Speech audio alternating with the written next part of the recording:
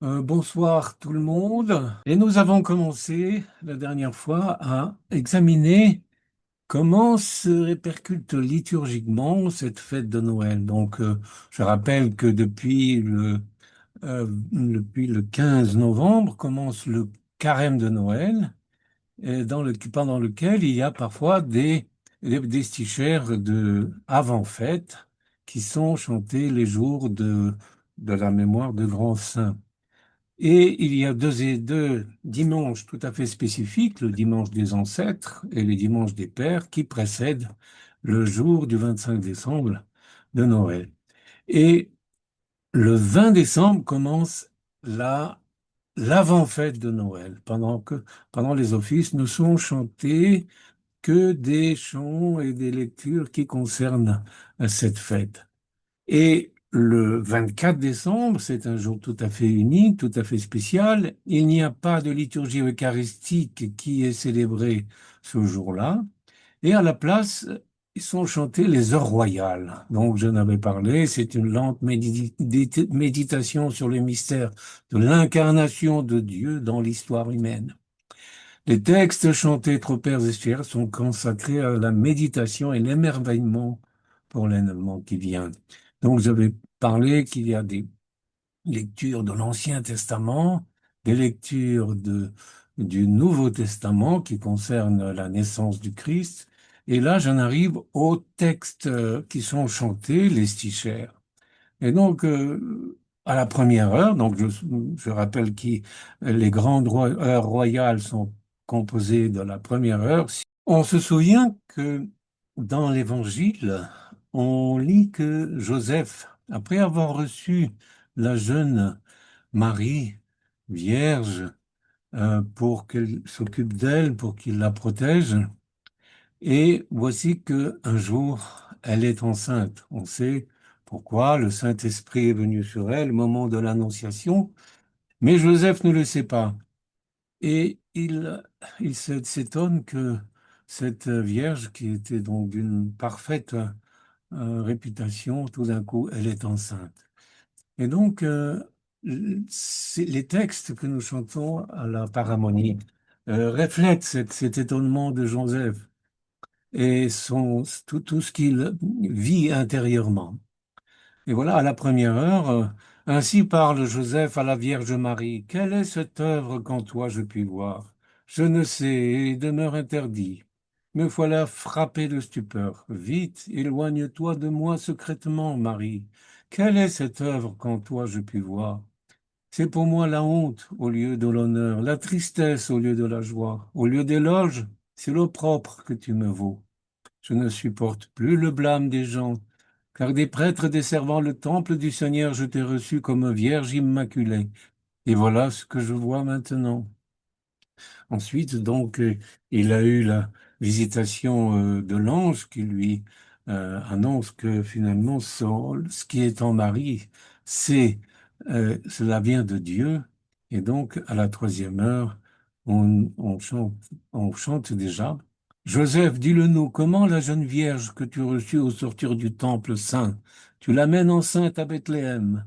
Moi, dit-il, ayant scruté les prophètes et par un ange divinement averti, je crois fermement que c'est Dieu que Marie enfantera d'inexplicable façon.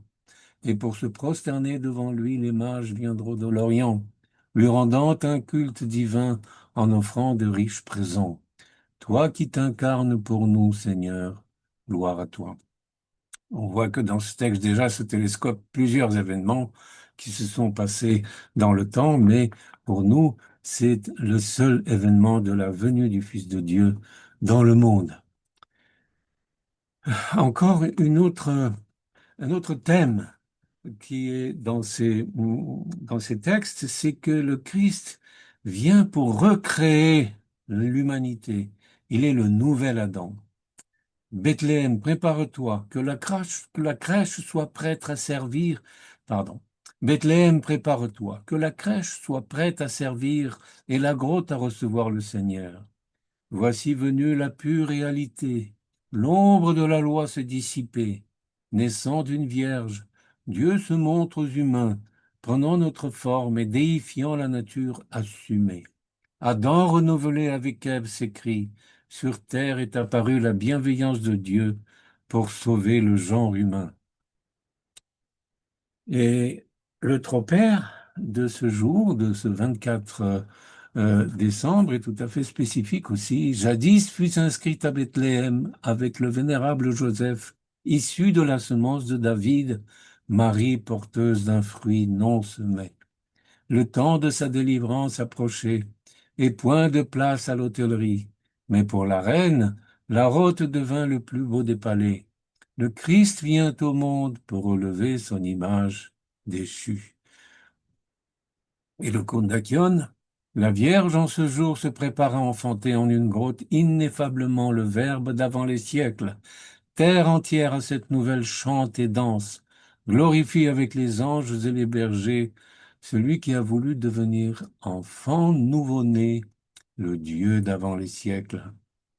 Ce Kondakion paraphrase un peu le vrai Kondakion de Noël du 25 décembre. Et donc, le jour de Noël, on passe déjà de la paramonie au jour de Noël, c'est comme Pâques et la théophanie, c'est un jour tout à fait unique. Et il comporte deux liturgies eucharistiques dans une seule journée liturgique. Et c'est possible parce que la veille, il n'y a pas eu de liturgie eucharistique. Donc, elle s'est déplacée vers le jour de Noël et elle sera célébrée. La liturgie de Saint Basile vient donc au cœur de la fête, enfin au début de la fête, au vêpres, et elle comporte quand même encore un aspect de préparation. Après les matines, la liturgie de la fête est celle de Saint Jean Chrysostome. Cette vigile de Noël est composée des complis et des matines festives. D'habitude, les vigiles sont composées des vêpres et des matines et de la première heure, mais comme la liturgie et les vêpres ont été anticipées un peu plus tôt dans la journée du 24 et comporte la liturgie de Saint Basile, qui est la première liturgie de Noël, eh bien, le soir ou la nuit, on fait la vigile avec les complis et les matines festives. Donc, quelques textes du Lucernaire des Vêpres qui expriment tout le mystère de l'incarnation. Venez, réjouissons-nous dans le Seigneur en exposant le mystère de ce jour. Le mur de la séparation est renversé, le glaive flamboyant est déposé.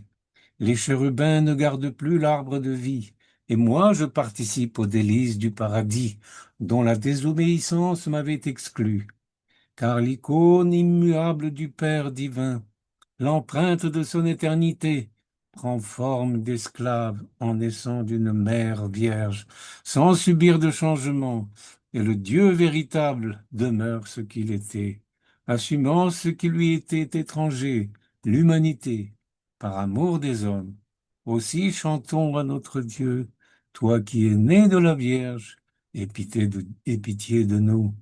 Donc ce glaive flamboyant, on se souvient que quand Adam et Ève ont été exclus du paradis, eh bien, Dieu a mis un chérubin avec un glaive de feu pour que les hommes ne puissent pas retourner comme cela vers le paradis depuis qu'ils avaient le mal en eux et qu'ils faisaient le mal. Il a fallu que le Seigneur, Dieu lui-même, vienne les prendre dans leur vie de déchus pour les ramener dans le royaume de Dieu. Naissant de la Vierge Sainte, le Seigneur illumine l'univers. Les bergers passent la nuit dans les champs, les mages se prosternent devant Dieu, les anges le chantent dans les cieux, tandis qu'Hérode est troublé, car Dieu est apparu dans la chair comme sauveur de nos âmes. Et encore une stichère qui est tout à fait étonnant, qui, qui met le doigt sur tout ce que le monde apporte au Christ, ce qu'il peut au Christ. Que pouvons-nous t'offrir en présent pour être apparu sur terre en notre humanité? Chacune de tes créatures, en effet, exprime son action de grâce en t'apportant. Les anges leur chant, le ciel une étoile, les mages leur cadeau, les bergers l'émerveillement, la terre une grotte, le désert une crèche, et nous-mêmes une mère vierge. Dieu d'avant les siècles ait pitié de nous. Donc l'humanité peut offrir ce qu'elle a de plus précieux, de meilleur, c'est une jeune mère vierge.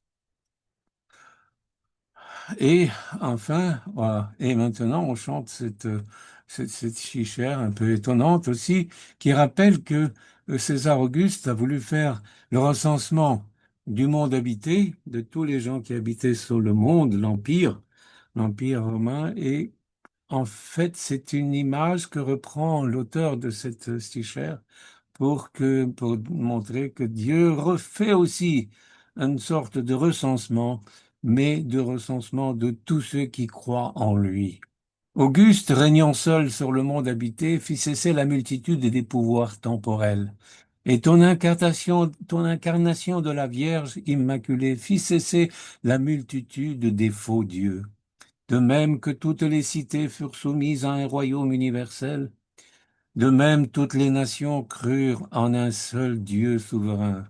Et tandis que les peuples furent recensés sur l'ordre de César, nous les fidèles, c'est au nom de notre Dieu, au registre de la divinité, qu'en ton incarnation nous fûmes inscrits.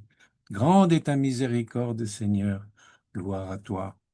Ce texte nous rappelle que notre vraie patrie se trouve dans le royaume de Dieu. Nous n'avons plus de patrie vraie sur terre, mais notre patrie, c'est le royaume de Dieu.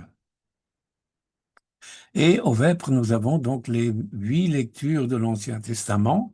D'autres fêtes comportent 3, 8 pour l'office de Noël, 13 pour l'office de la théophanie et puis 15 à Pâques. Donc, quelles sont ces lectures de l'Ancien Testament? D'abord, c'est la lecture de la Genèse, le récit de la création, hein. Au commencement, Dieu créa le ciel et la terre. Pourquoi on lit ça en premier ici? Parce que quand Dieu s'incarne, il recrée. C'est une nouvelle création qui se fait. Lecture des Nombres. euh, Oui, cette prophétie sur un astre qui sortira de Jacob, un homme se lèvera d'Israël. Et la troisième lecture, c'est la fameuse prophétie de Michée sur Bethléem. Et toi, Bethléem, maison d'Éphrata, tu n'es pas la moindre entre les milliers de Juda, car de toi sortira pour moi celui qui doit régner sur Israël, et dont l'origine remonte au commencement, au jour de l'éternité. La quatrième lecture, c'est la prophétie d'Isaïe. Ainsi parle le Seigneur, ainsi une tige sortira du tronc de Jessé, de sa racine poussera un surgeon, et sur lui il reposera l'Esprit de Dieu.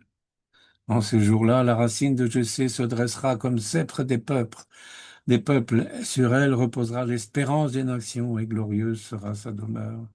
Et on continue.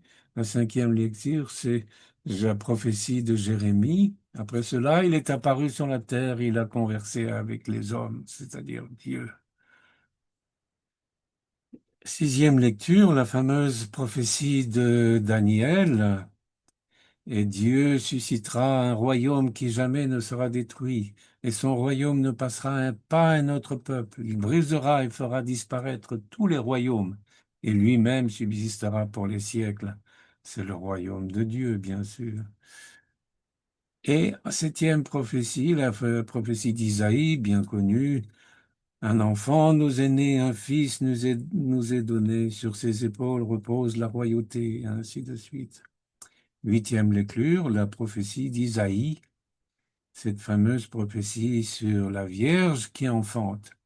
Voici la Vierge concevra, elle enfantera un fils et on lui donnera le nom d'Emmanuel. Après la troisième et la sixième lecture, il y a un moment très solennel. Pendant les lectures, c'est la pénombre dans l'Église et après la troisième et la sixième, on ouvre les portes royales, on allume toutes les lumières, et le lecteur chante en alternance avec le chœur des tropaires de victoire.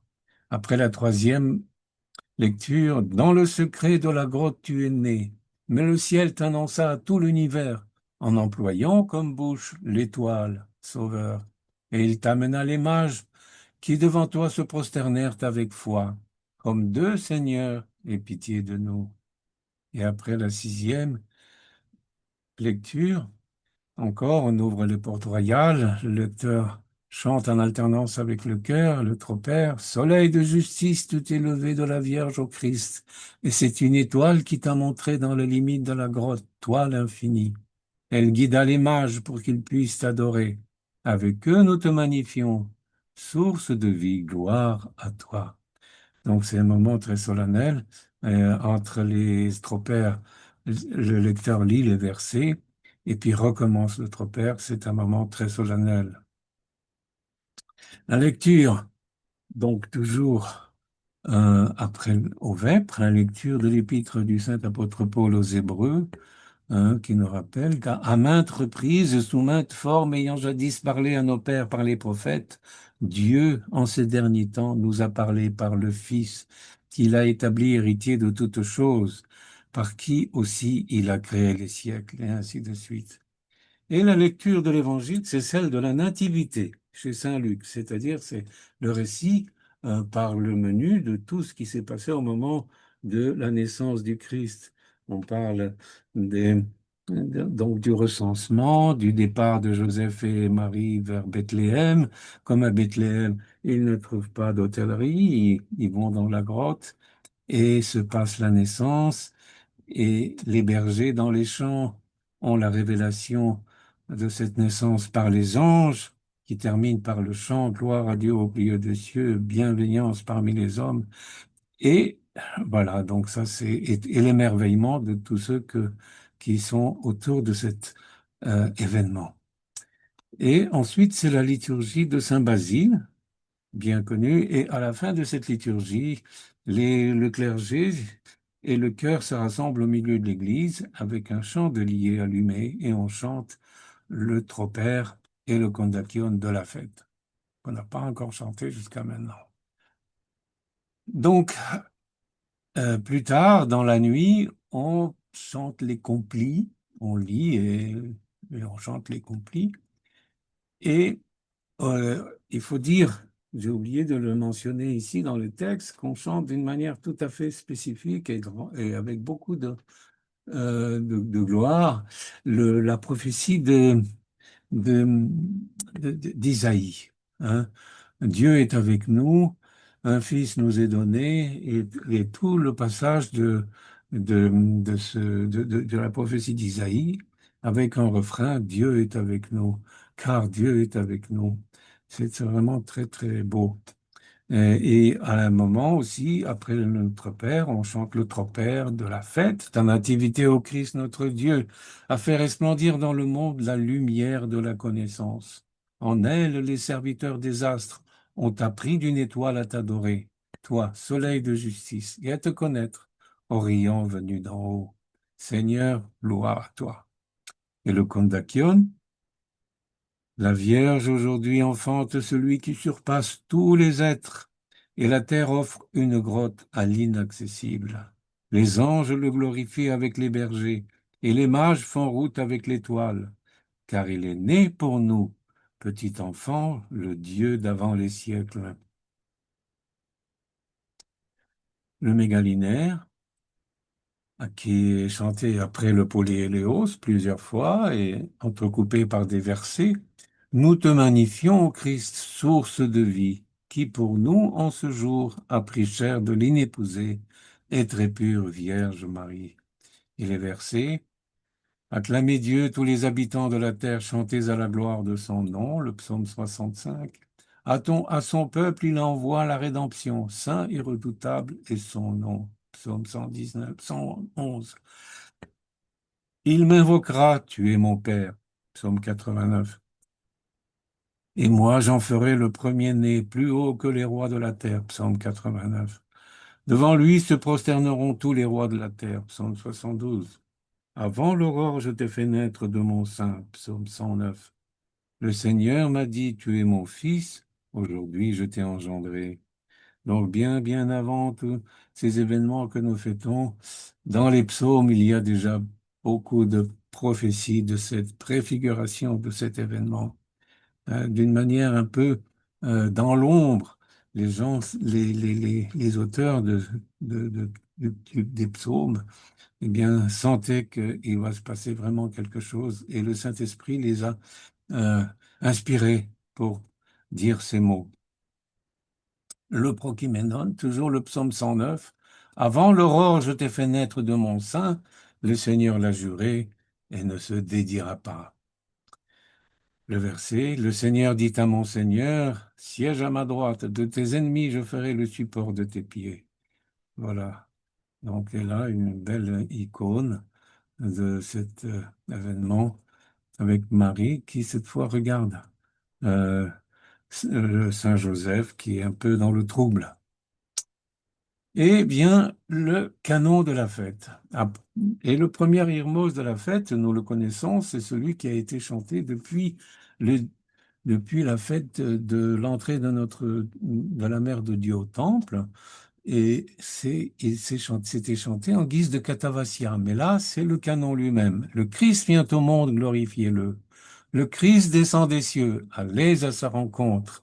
Le Christ est sur la terre, exaltez-le. Terre entière chante pour le Seigneur. Peuple, louez-le dans l'allégresse, car il s'est couvert de gloire. Il est intéressant de remarquer que ce texte liturgique est finalement une paraphrase d'une homélie de Saint Grégoire le théologien pour la Nativité. Je vais la lire un petit peu. Donc, voilà ce texte de cette homélie. Jésus-Christ est né, rendez-lui gloire. Christ est descendu du ciel, courez vers lui. Christ est sur la terre, exaltez-le. Chantez au Seigneur, terre entière. Joie dans le ciel, terre exulte de joie. Du ciel, il vient habiter parmi les hommes, tressaillez de crainte et de crainte à cause du péché, de joie à cause de notre espérance. Aujourd'hui, les ombres se dissipent et la lumière se lève sur le monde. Comme autrefois dans l'Égypte frappée de ténèbres, aujourd'hui une colonne de feu illumine Israël. Ô peuple qui était assis dans les ténèbres de l'ignorance, aujourd'hui contemple cette immense lumière de la vraie connaissance. Car le monde ancien a disparu, toute chose est nouvelle. La lettre recule, l'esprit triomphe, la préfiguration passe, la vérité apparaît. Celui qui nous a donné l'existence veut aussi nous combler de bonheur, ce bonheur que le péché nous avait fait perdre. L'incarnation du Fils nous le rend. Telle est cette solennité. Nous saluons aujourd'hui l'avènement de Dieu parmi les hommes, afin que nous puissions, non pas parvenir, mais revenir auprès de Dieu, afin que nous nous dépouillions du vieil homme et que nous revêtions l'homme nouveau, afin que, morts en Adam, nous vivions dans le Christ. Magnifique homélie de Saint Grégoire le théologien. Les textes des laudes, encore d'une grande profondeur. Juste réjouissez-vous, cieux tressaillez d'allégresse. Bondissez montagnes, car le Christ est né. La Vierge siège à l'instar des chérubins et porte sur son sein le Verbe devenu chair. Les bergers glorifient le nouveau-né. Les mages portent au Maître leur présent. Les anges le célèbrent et lui chantent. Insaisissable Seigneur, gloire à toi. Et le suivant, le Père l'a voulu, le Verbe s'est fait chair, et la Vierge a mis au monde le Dieu incarné. L'étoile l'annonce, les mages se prosternent devant lui, les bergers sont remplis d'émerveillement, et la création exulte de joie. Et le suivant, lorsque se fit le premier recensement de l'univers, au temps de ta venue sur terre, Seigneur, tu te préparais à inscrire les noms de ceux dont ta naissance fit des croyants. C'est pour cela que fut publié l'édit de César, car l'éternité de ton royaume céleste entra dans le temps. C'est pourquoi nous t'offrons, nous aussi, plutôt qu'un tribut d'or ou d'argent, la richesse de la foi orthodoxe, Dieu, sauveur de nos âmes. Et suit la liturgie eucharistique de la fête avec des antiennes spécifiques, le psaume 92. Seigneur, je te rends grâce de tout cœur dans les cercles des justes et l'assemblée. Et le refrain qui est chanté après chaque verset par les prières de la Mère de Dieu, ô Sauveur, sauve-nous. Grandes sont les œuvres du Seigneur, elles sont dignes d'étude et d'amour. Faste et splendeur son ouvrage, sa justice demeure pour toujours. Il déclare toujours son alliance, saint et redoutable est son nom. Gloire et maintenant est le même refrain. Donc c'est les versets du psaume 92. Et la deuxième antienne, le psaume 111, bienheureux l'homme qui craint le Seigneur, qui se plaît à ses préceptes. Et le refrain, c'est sauve-nous, ô Fils de Dieu, toi qui es né d'une vierge, nous qui te chantons, Alléluia. Et encore ensuite les versets. Et après le gloire et maintenant, Fils unique et Verbe de Dieu, de la liturgie. Et la troisième antienne, c'est les versets du psaume 109. Le Seigneur dit à mon Seigneur, siège à ma droite. De tes ennemis, je ferai l'escabeau de tes pieds. Et on chante le tropère de la fête. Et on recommence après les versets suivants. Le Seigneur t'enverra de Sion le sceptre de puissance, domine au milieu de tes saints, de tes ennemis, pardon. La souveraineté sera avec toi au jour de ta puissance, parmi la splendeur de tes saints. Et la troisième, oui, c'est fait, la troisième antienne, pardon. Et donc, le chant d'entrée, qui est dit par le diacre après avoir prononcé sagesse, tenons-nous bien. Je t'ai engendré de mon sein avant l'aurore, le Seigneur l'a juré, il ne se détira pas. Tu es prêtre à jamais selon l'ordre de Melchisédek. Toujours le psaume 109. À la place du Trisagion, on chante ce verset de l'épître de Saint Paul aux Galates, le chapitre 3, verset 27. On chante ça pour ceux qui ont été baptisés, donc le 24 décembre, parce que le 24 décembre, c'est le moment du baptême de tous ceux qui se sont préparés pendant le carême de Noël. On leur chante, vous tous qui avez été baptisés en Christ, vous avez revêtu le Christ. Et voilà. Et donc le Prokiménon, cette fois c'est le psaume 66, toute la terre se prosterne devant toi et chante pour toi. Qu'elle chante pour ton nom, ô Dieu très haut. L'épître, c'est l'épître aux Galates, chapitre 4. Épître courte, la voilà. Donc, frères, quand vint la plénitude du temps, Dieu envoya son Fils, né d'une femme, né sujet de la loi, afin de racheter les sujets de la loi, afin de nous conférer l'adoption filiale. Et la preuve que vous êtes des fils, c'est que Dieu a envoyé dans nos cœurs l'esprit de son Fils qui crie Abba, Père.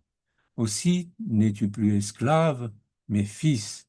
Fils et donc héritier de par Dieu. L'évangile de cette liturgie, donc de Saint Jean Chrysostome, c'est déjà le récit des mages. C'est après déjà la naissance, mais le récit des mages qui est important. Et, et après la consécration des saints dons, on reprend l'irmos de la neuvième ode du canon, avec le verset Magnifie ô mon âme celle qui est plus glorieuse et plus vénérable que toutes les puissances des cieux. Et l'Hermos de la neuvième ode, je vois un mystère étonnant qui dépasse l'entendement.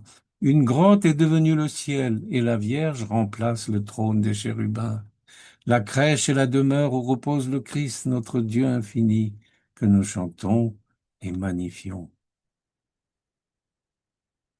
Voilà, donc c'est la fête de Noël, donc qui est le rassemblement du 24 et du 25. Et la fête de la Nativité comporte 5 jours d'avant-fête et 6 jours d'après-fête, pendant lesquels ne sont chantés que les stichères, les textes de la fête. Le lendemain, le 26 décembre, est consacré entièrement à la Mère de Dieu. En fait, c'est les mêmes textes, mais plus spécifiquement on pense à Marie, celle qui a enfanté Jésus. C'est la plus ancienne fête de Marie. Et le dimanche suivant est encore consacré à ce thème, en fait. Joseph, le fiancé de la Vierge, Jacques, le frère du Seigneur, David, son ancêtre selon la chair. C'est Jacques, le frère du Seigneur, fait partie de ce qu'on appelle les frères du Seigneur, qui étaient les enfants du mariage, du vrai mariage de Joseph. Et il a simplement, Marie, c'est la fiancée, c'est sa fiancée, on dit, c'est celle qu'il a reçue pour la protéger. Voilà, donc ça c'est pour Noël. Et je pense que je vais terminer là-dessus. Et la prochaine fois, on commencera autre chose.